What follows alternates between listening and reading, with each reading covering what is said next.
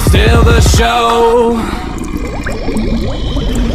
There's a monster inside of me, and it's taking shape.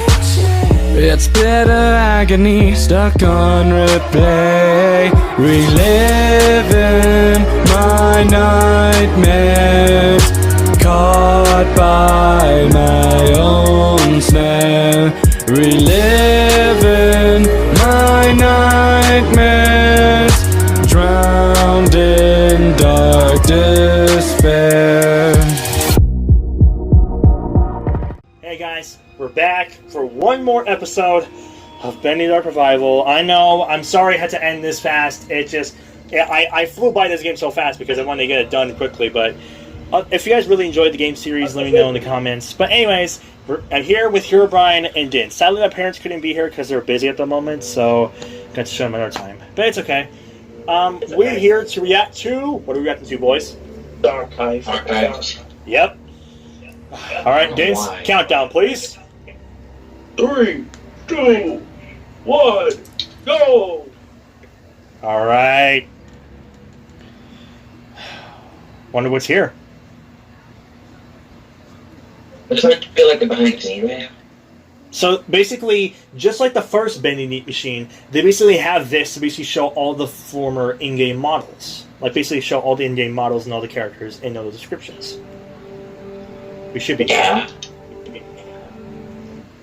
Here we are! Here we are. Oh.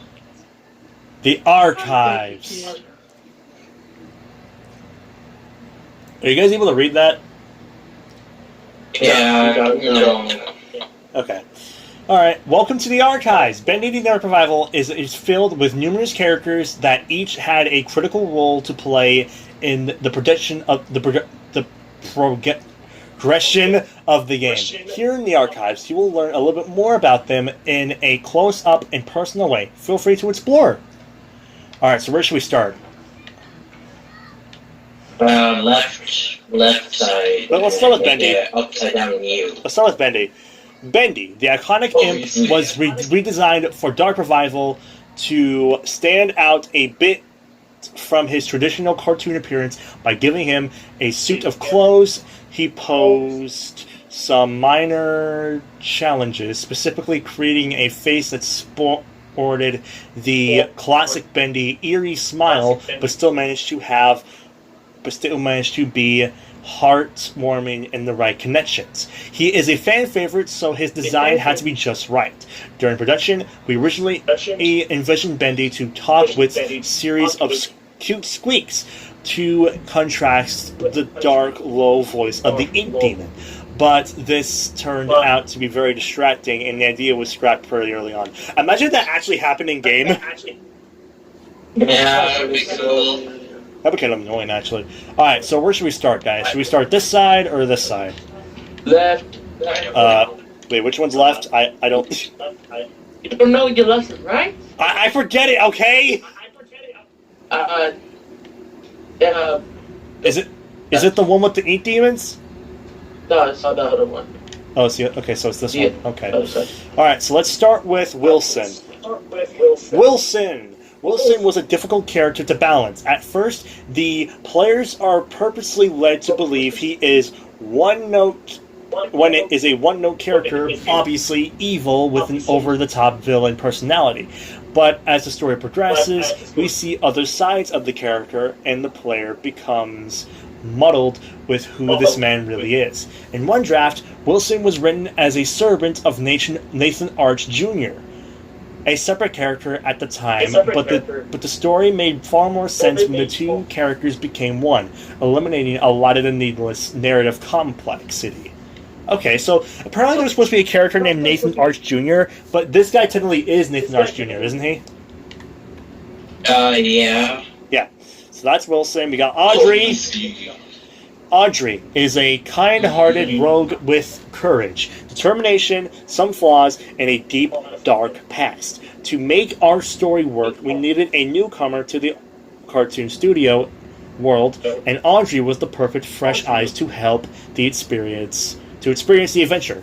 From day one of production, we knew that if people didn't connect with Audrey by the time at the end of the game itself wouldn't be successful. Fortunately, she turned out to be quite memorable indeed and stands out from other members of the cast. Perfect. We also got the ink machine right here. Do you want to start with that?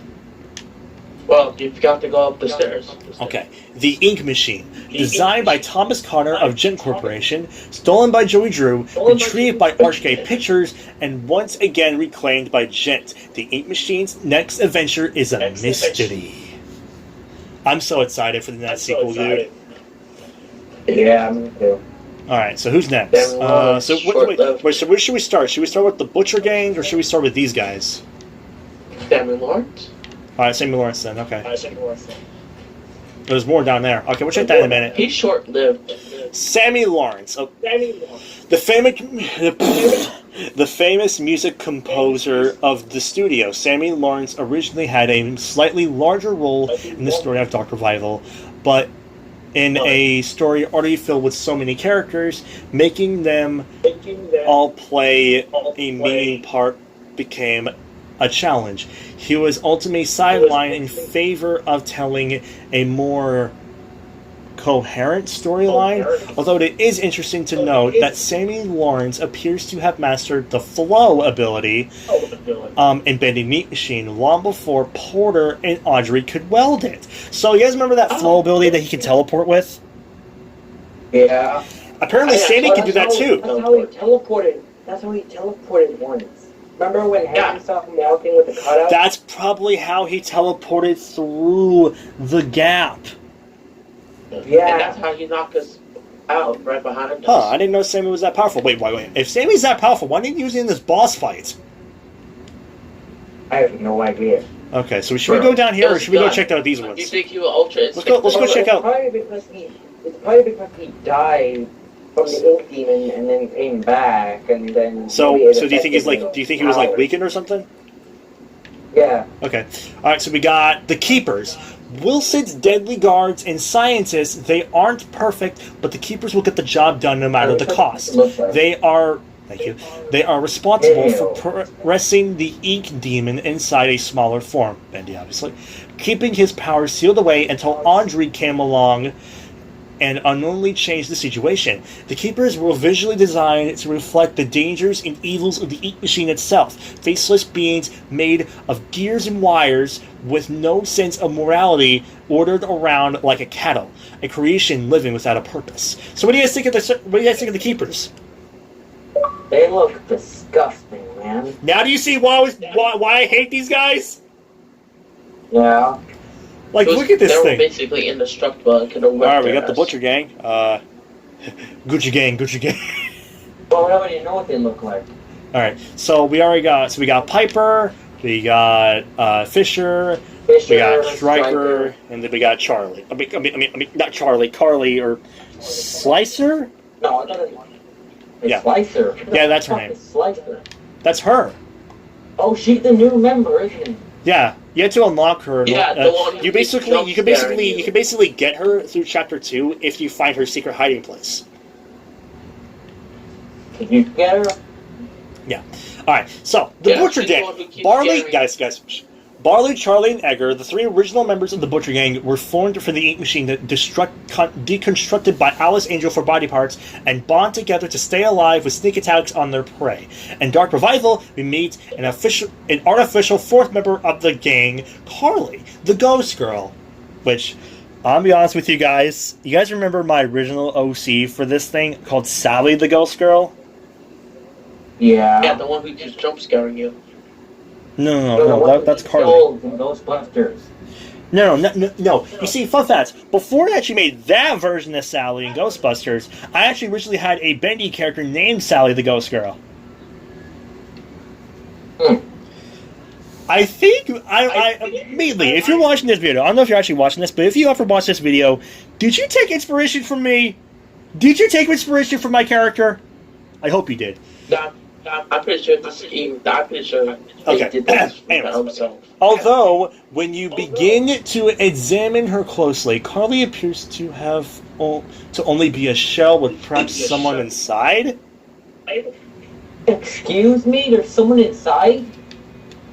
Sounds probably your soul. Hang on a minute. You guys see anything? What's her head? What's her head look like? Do you guys see any? Okay, hold on. Do you guys see? Her head looks like. Well, this is Yeah, what she her looks like. eyes- This is what she looks like in the cartoon. Oh. Wait, hang on a minute. There we go. Okay, sorry about that. Okay, so yeah, Carly. Yeah, does it look like there's anything inside there? I don't know. Can't see anyone. I have a feeling that it might be the one who actually created her in the first place. All right, now let's go over here. There's some guys over here. You want to check out these guys? All right. Aren't they just lost ones? Yeah, this is Porter. Yeah, they're the ones that like. Aren't they the ones that attack you in chapter 1? No, these guys are nice ones. Yeah, Oh. they give you the powers. All right. Anyways, Porter, as the cycle was held in place with the influence of the ink demon Held at bay, the cartoon world was able to grow and advance, creating such characters as Porter, a lost one who came to claim a new identity as an explorer. Porter was written with the knowledge that Dark Revival would feature a far more serious tone than the first game of Bendy Neat Machine, and his light-hearted innocence would help the player feel some warmth in this inky world of sorrow. I kind of wish they did more with Porter. I was getting disappointed. He only had a few appearances in the game. Yes. All right, that's up. We got Heidi. It is believed that Heidi has spent some time in the pit, a prison set up by Wilson and the Keepers. It is unclear why, but mostly likely she was able to access places she shouldn't have. It's the experience in the pit changed her, as it does many, reverting her to a childlike state, longing for happiness again. There's actually been a theory that, okay, I guess you guys don't know, Audrey's the daughter of Joey Drew, right? Yeah. Well, apparently she was only one experiment that actually worked. She was the only experiment that worked. There actually weren't been previous experiments that actually failed. Like, for example, you guys remember at the very end of the first Bendy Machine when someone called Joey Uncle Joey? Yeah. That was one of the Well, failed yeah. experiments. I'm pretty sure that was just what's her name again? Audrey. Yeah. No, that wasn't Audrey. She doesn't call him Uncle. She calls him Dad. I'm pretty sure because British people call there's uncle. You don't know what you're on about, then. You don't know what you're saying. I'm pretty sure that's what's. No, pretty no, much because know that's the thing. Joey wanted someone who can actually call him by a father. So when they kept calling him by Uncle, he scrapped them away to the ink realm.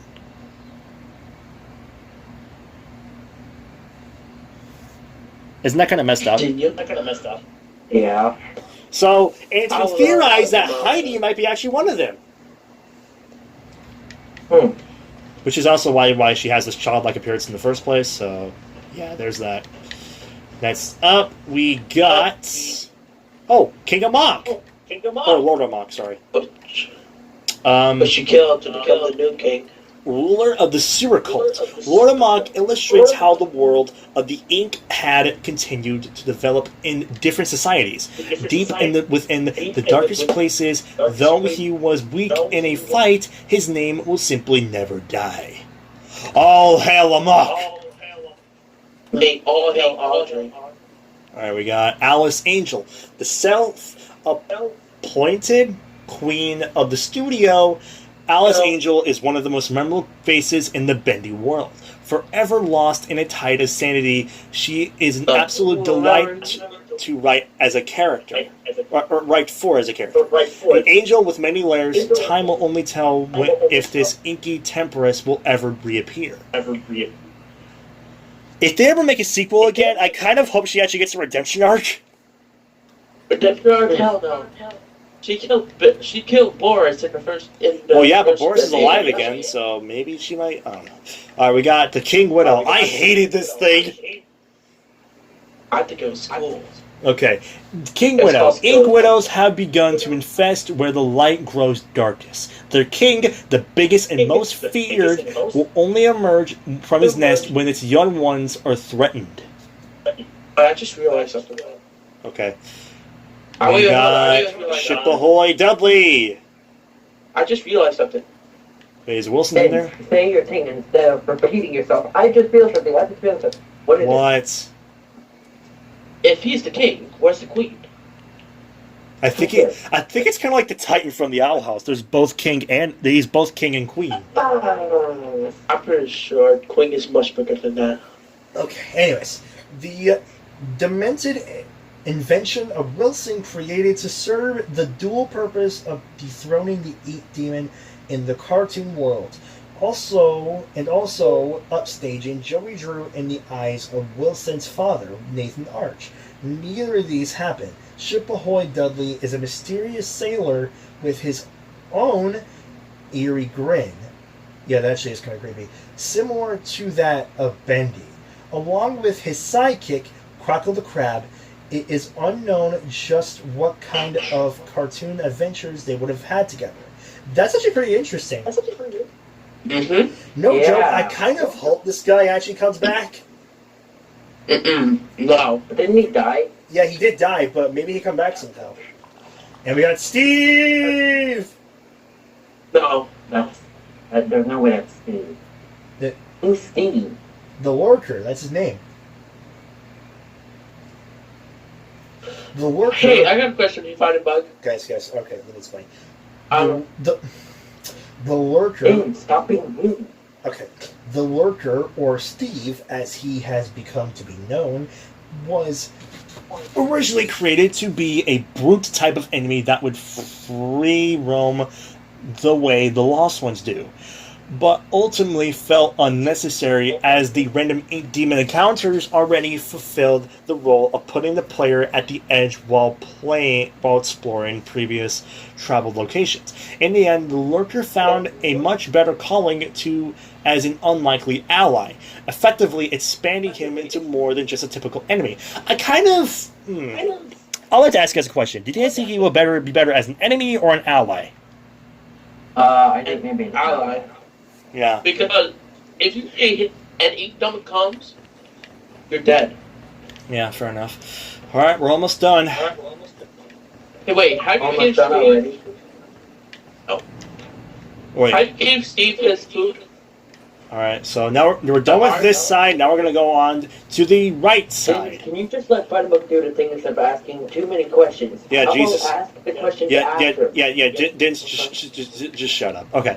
Anyways, the Ink Demon. As the world of Dark Revival became more complex and established, we realized the Ink Demon's design needed a complete rethink to match our new tone. Previous versions of this appearance looked absolutely silly when placed in a world alongside other characters. No amount of creepy music or screen effects could connect how out of place he looked. The Ink Demon needs to look different than everything else in the world, and show a natural progression of the Ink Demon's evolution as Wilson held the cycle in place. I love this guy. Yeah, and you get to talk this time. Yeah, pretty cool. Yes. Next we got Beast Bendy. Wouldn't it be Beast Bendy version 2? Maybe. No. Okay. Anyways, returning Yes, it would. for the climax of Dark Revival, Beast Bendy also was revisited with a mindset of making him far more powerful and beast-like. Traditionally, in most horror games, they tend to build up to a point where the main villain becomes a final form monster as the final boss. It's practically a trope. Our idea, what if you got to play as that final form instead? And I really actually like that idea. Though, there's only one problem. You can't get hurt as this guy. He can't hurt. He can't get hurt as him. He can lose back. Like, literally, no joke, you can't die as him. And if I want to call it Beast Bendy version 2, I will, okay? Okay, or maybe just call him... You don't Wait, say- what if you call him Abomination Bendy? I don't know. Like, you don't say no, it's not. I want to call it that. I will call it. You don't even tell me. Okay, whatever. All right, next up, we got the Psycho Breakers. We got Henry, the original Psycho Breaker. Henry Stein is the ghost of the man who lost his purpose years ago, once filled with finding a way to escape the tortures of the Eat Demon and finding his way home to his wife, Linda. Wait, he's dead? Pretty much. Henry is now left with the cold reality of being a recreation of the person he thought he was. Saved by a special surprise for fans of the Bendy Neat Machine game, Henry was strictly omitted from all public discussion of the character during the entire production, which spanned several years, but Henry returned with a very satisfying face reveal. What is he wearing? I don't know. What does it look like he's wearing? A suit, but his Suit or something. Yeah.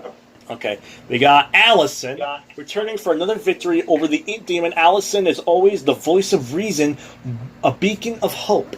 Allison's design was carefully upgraded from the previous Bendy Neat Machine game to maintain her personality, but with more I don't know what that says. The purpose of meeting Allison so early in the campaign was to introduce the player to a familiar face after the main introduction. At the start, Allison was able to serve as the motivating force for Audrey until the true plot kicked in later. And then we got Tom. Tom is Allison's silent protector, and the only Boris clone involved in the main story. Whereas Boris the Wolf, rumor has it that during the events of the game, Boris is experiencing a dark survival story of his own. In case you guys are wondering, yes, Boris is in the game. Boris in the dark survival. Yeah. Oh, we got these guys over here. We got Joey. Joey Drew. Joey Drew. The man, the legend, the memory creating this version of Joey Drew was both an exciting and downing process. It was clear from the start that this Joey would have to be different from the one from the original Bendy Machine game. This was a man with all guilt and from a past life. But without the experience to fully understand it, the real Joey made many mistakes. Excuse me. But ultimately learned from them. This doesn't absolve him of his sins, but at the end of his life, he was able to help correct some of them and help fight the darkness he created. Okay, that's cool. And then we got Betty. A faithful maid, among other things, to Wilson, Betty was an important character to the story of Dark Revival. As a failed experiment of someone who relatively new to the cartoon studio, she was able to give a somewhat different point of view on the state of the world. We have purposely left it unclear if Betty was in on Wilson's plot to harvest Audrey, or if she is just a bystander behind her mask. There are still answers to be found. I am very hoping that she was tricked by Wilson. Okay. Anyways, guys. Who knows? Look at this. Wait a minute. Oh. Is that cool or what? I'm pretty sure this is version these guys. Audrey's donut. No, you can't have it. Audrey. Hey, I want a donut. Alright, we got Nathan Arch. Nathan Arch was everything Joey Drew wasn't. He worked hard, built up from nothing, and never compressed his integrity.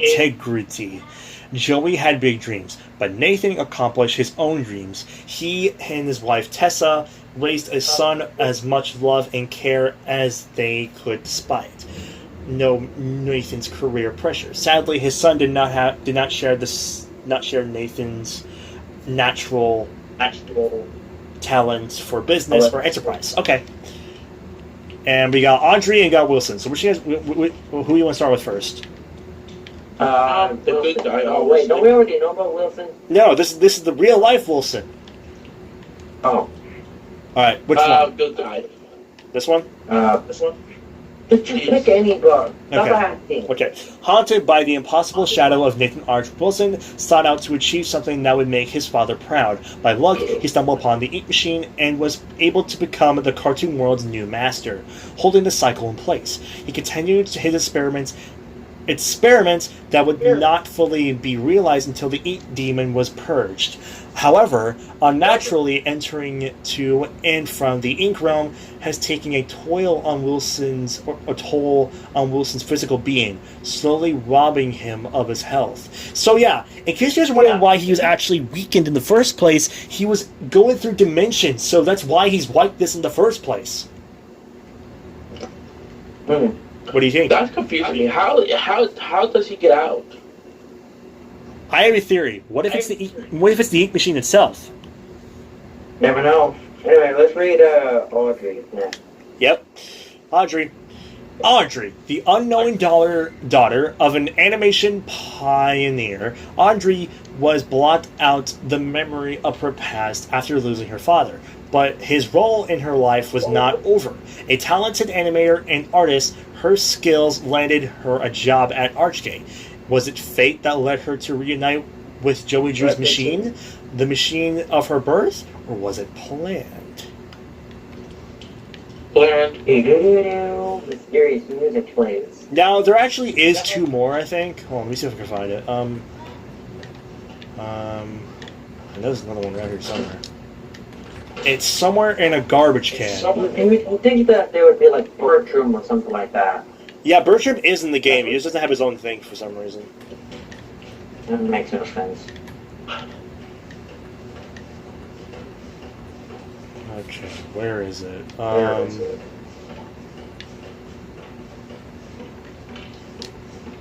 Not there. There. To be honest, I feel like Sammy Lawrence and Evil Alice Angel should be in Cycle Breaker too.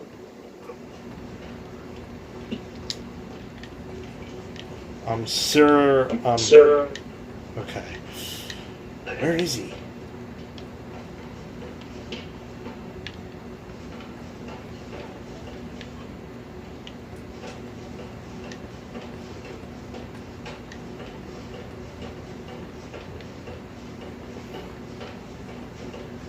Okay, nothing here. Wait, maybe?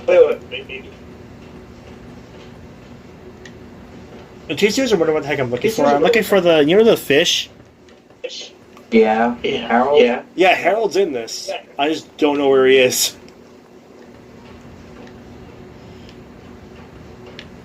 Harold! Why is someone inviting you to play Grand Theft Auto? Yeah, I do not. I mean, I have it. I just don't want to play it yet. What the heck? Are they removing that from Game Pass? I mean, I have the game. I just don't have the guts to play it yet. So your birthday is like in a couple of months. Still no Harold. Where the heck is he? I don't want to leave this room yet.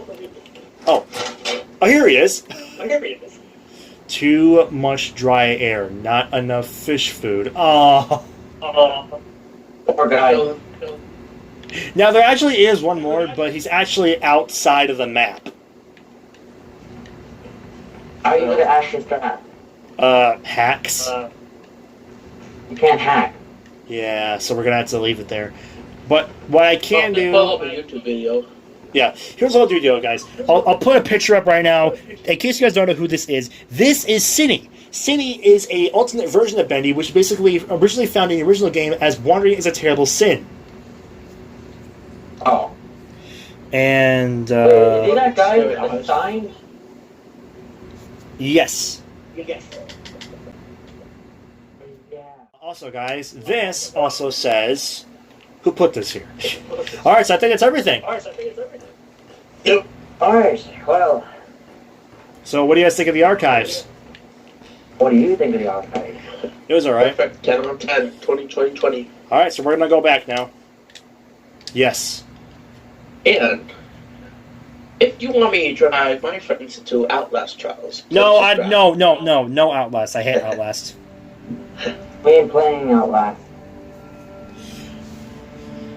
Anyways, guys, hope you guys really enjoyed that video. If you guys want to see more, let us know in the comments. And I hope you guys are excited for the movie as much as I am.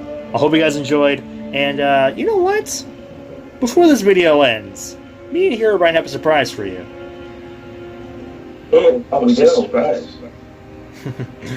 Here's a little taste of what's to come.